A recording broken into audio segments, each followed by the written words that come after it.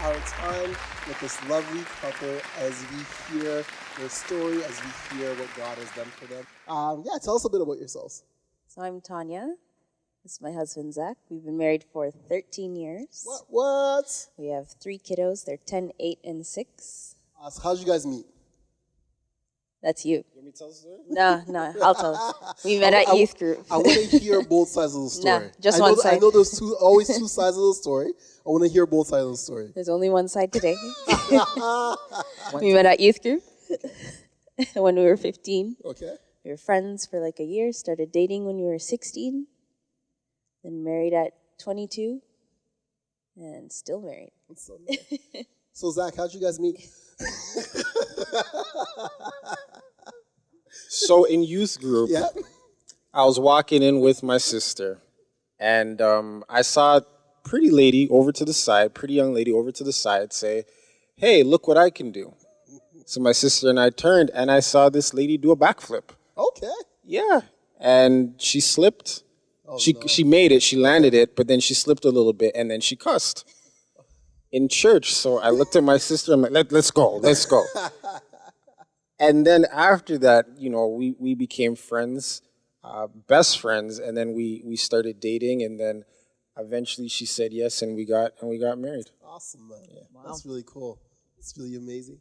So you guys are part of Toronto City Church. Obviously, you're part of the family. How long have you guys been at church? Part of our church family.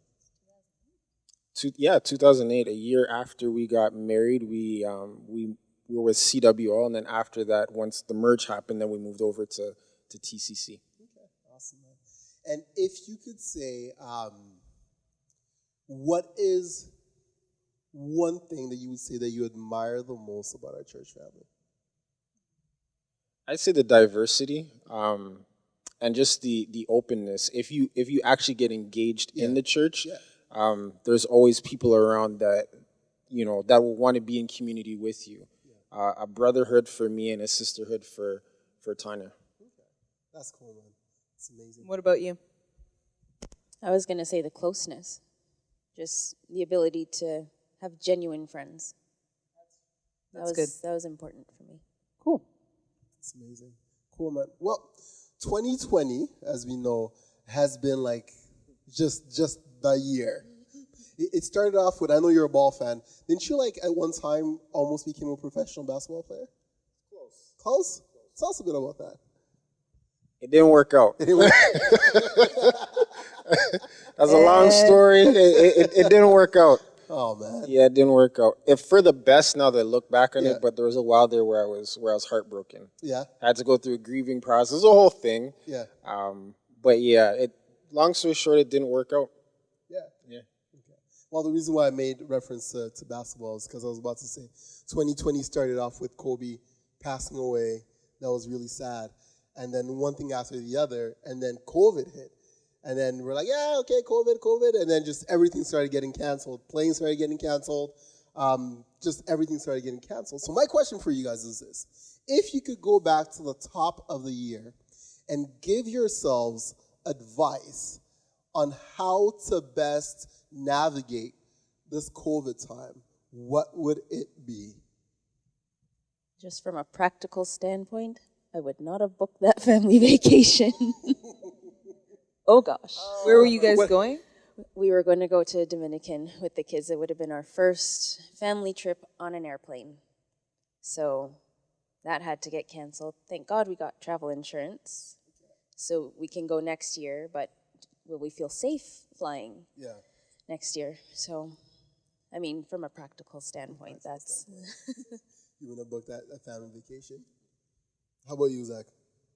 It would be enjoy the process. As much as something sucked, and a lot of people can say that, I think just spending time with the kids and whatnot, spending time with Tonya, it was a blast. Now that I look back on it, we had a lot of fun. But in the beginning, I was like, yo, this sucks. I need to get out the house. I'm just looking at these 4 walls, losing my mind.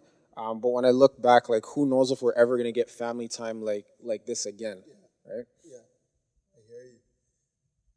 That's good. So you guys obviously have been on a journey for a fairly long time. dreaming together, obviously almost, I was going to say almost 20 years, not quite 20 years together. And obviously through the progression of life, people have children, people buy real estate, people settle down in jobs. Obviously for you guys, coming through COVID, you've just recently purchased a house. Super excited for them. So can you tell us a little bit about the journey to the purchase? Because obviously there's been years where you've not had your own property. You probably have had many discussions, as most couples have had probably fights about it. What's kind of been the journey for you guys on it? It's been a very long journey indeed. When we first got married, we decided to stay at home at my parents' house to save money. We were going to school still. Our jobs... Just typically what a lot of people do, when they kind of start out young. Yeah. We were married young at 22, right? So we're still in college, all that fun stuff. And then started having kiddos and just, they need to go to, gymnastics and soccer. And then stuff just kind of piles up and our dreams of owning our own home start getting pushed back further and further.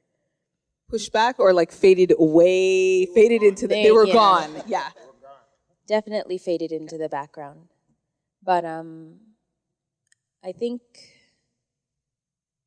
I know that God for sure had a plan. We couldn't see it. I was totally frustrated just because I'm like, I know you can just snap a finger and make this happen. What's with the long process? I'm the type of person, when I see something that needs to get done, I get it done. No more long talking. Stop dilly-dallying. Just get the thing done. So you're like, I could get it done, you need to get it done. How many people feel that way? I can get it done, you need to get it done. What's the problem, though? Okay, yeah. There's a problem. What's the problem? But there was a process involved. And there was maturity that needed to happen. Learning how to manage finances. Learning how to fight fair as a couple. Because when we're at home, at my mom and dad's house, fighting, we're remembering in the back of our mind, there's people listening too. So there's no screaming at the top of your lungs. That's not fair. That's not cool. And it's not going to lead to resolution. Talk it out, yes. Be passionate, yes. Get your point across, yes. But fight in a way without the extra blood pressure. Nobody wants their blood pressure skyrocketing. So the big P word, process. Yes. So that's kind of your process. Did you have the same process? Do you feel the same way coming through those years with little ones and dreams fading into the black? I'd say, yeah, it definitely was a process. In the beginning, we were supposed to leave and cleave, so there was some disobedience there. Sometimes you do the wrong thing and you think it's for the right reasons or vice versa. So we thought we were making a good financial decision to stay at home because, as you said before, a lot of people do that when they're young and they're in school. The difference is they get out. We didn't get out. And it seemed like once we made that wrong first step, it was literally one thing after the other. I got sick. There was a period of where I couldn't find a job. I walked into a job center and someone was walking out with a box. Oh, where are they sending you? And he's like, I work here. He lost his job. So I was like, oh, okay. So I walked out after him. No one was hiring. So yeah, it was a long process to get here. There was a lot of hope deferred. People give prophetic words about, hey, this is where you guys are going to end up. And after a while, I'm like, all right, I don't want to hear it anymore. You put on a smile, a good Christian smile, and keep it moving. But the process, it was tedious, but it allowed us to learn a lot of things and allowed us to mature as well. So what switched in the last year or so? Obviously, buying a house, probably the inception of the process, there's a trigger point. So did something trigger for you guys that you kind of felt like, oh, now's the time? I feel like here we are. You had an aha moment of sorts. I don't know. So the dream was there for home ownership in the beginning, but as we said before, it started to die. But Tanya and I always used to go to model homes. We keep the floor plans. We'd be looking, we do this is our house and we proclaim it. And you know what I mean? Lots of stuff that I look back and I'm... Good Christian, decrees and declaring and... Oh, I fasted. Did you walk around the house 7 times? Oh, man. Did you have a shofar? Did you blow it? Right? That's the only thing I did. That's probably why we didn't get it. That's right. I messed up. Blown the shofar. I'm sorry, I messed up. No, we did all the things. We believed in. We proclaimed, like, I'm not going to say the street name, but this is our house. This is our house. We did everything, but yeah, it just didn't quite work out. But it wasn't really a year. Made a decision a year ago. It was actually about 3-4 years ago. I realized that we needed to make some changes, just because we weren't able to control the spiritual climate as much as we wanted to. Living with Tonya's parents, with my in-laws, we get along amazing, right? Like, I'm really close to them. I call them mom and dad. It's a really good thing. But I realized, like, I can't control anything. Kind of needed your own space to be able to kind of do what you guys want to do, right? Oh, yeah, we're married. Absolutely. Like, I don't need people eavesdropping, or, you know what I mean? I'm a married man. Y'all can figure out what I'm talking about. I didn't need people listening on my business. But, yeah, I put together a plan, first of all, for us to change where we were living, because before we were living upstairs with everyone. Then we got our own space downstairs. And then I put together a 2-year plan for us to get out of debt, and then be able to, it's probably a pretty in-depth plan in my opinion anyway, to then use money to be able to put a down payment down on a house, and here we are. Yeah. I think part of that too was God opening up doors in regards to employment, because the jobs that we had before would not have properly supported a house, especially in this economy. So I think that God opening doors for employment was a really big deal too. And then giving Zach the financial wisdom to put together that plan so that we could do what we did, buy a house. That's cool. That's cool. So you guys talked about, again, process. Pastor Sharon called it the big P word. So in the process, if you were to extract 2 or 3 lessons in it, what would it be?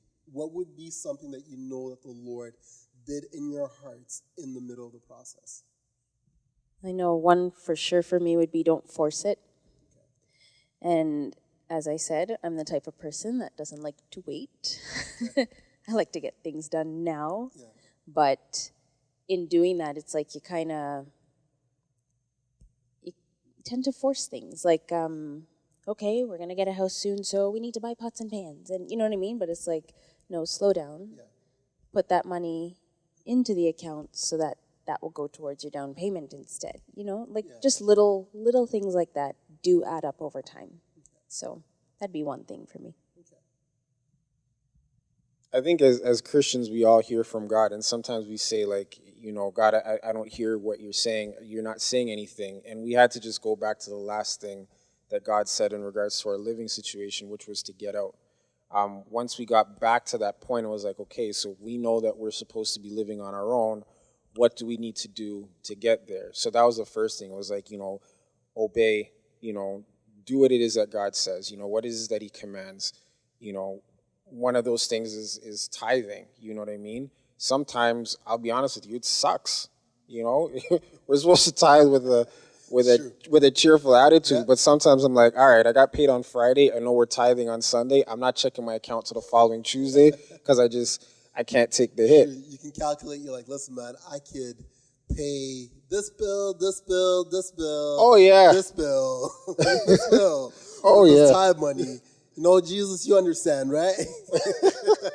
No. That's exactly what it was. But we followed the process of that. We walked in obedience with that, and then we also put a team of people around us who wouldn't drag us down. People who believe in us, people who were more knowledgeable, and just trusted God. I mean, I left a job that was pretty secure with the bank, and took a leap of faith, and it's actually opened up a huge amount of doors. I would say a whole amount of doors, but that doesn't make sense.